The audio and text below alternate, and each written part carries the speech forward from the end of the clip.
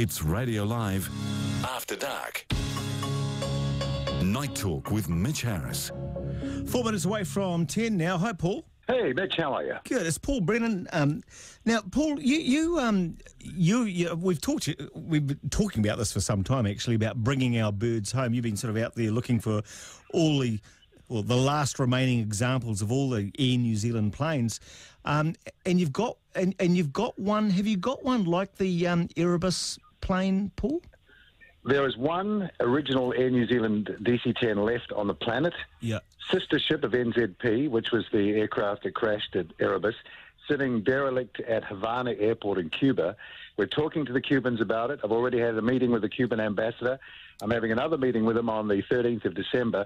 I briefed him on the Erebus tragedy when I first went to meet him as part of the meaningfulness of why we want this plane. Yeah. And I'm going to be talking to him again.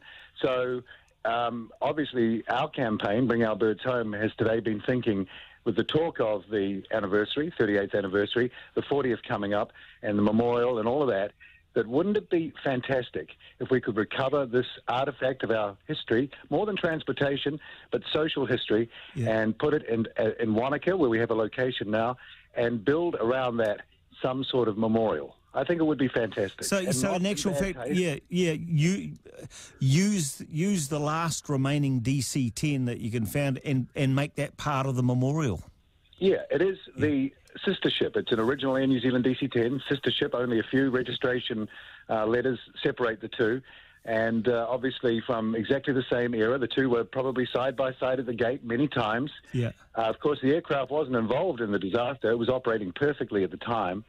So it's a real hands-on, physical, real-deal machine that could be part of this memorial. And I can't think of a better way to do it, actually. Yeah, actually gives some impetus to your campaign as well. Well, totally. Regardless of this, we're going for it, and we'll get that plane. I've told you about the other ones we're getting. We've already secured the DC-8. We've saved that. We've had our price accepted. We're just waiting to find out how we're going to pay for it because there's a government company selling it.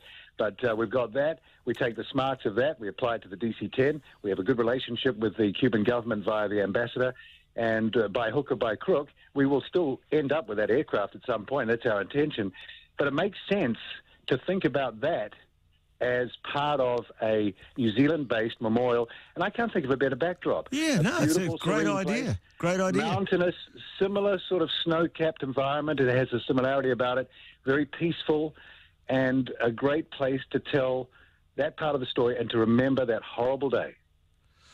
Good on you, Paul. Hey, thanks for the call, mate. Hey, anytime. Paul Brennan from Bring Our Birds Back Home. You may remember we've talked to Paul a number of times. They've been scouting and locating these various examples of the planes that Air New Zealand flew, and they're trying to get them all back.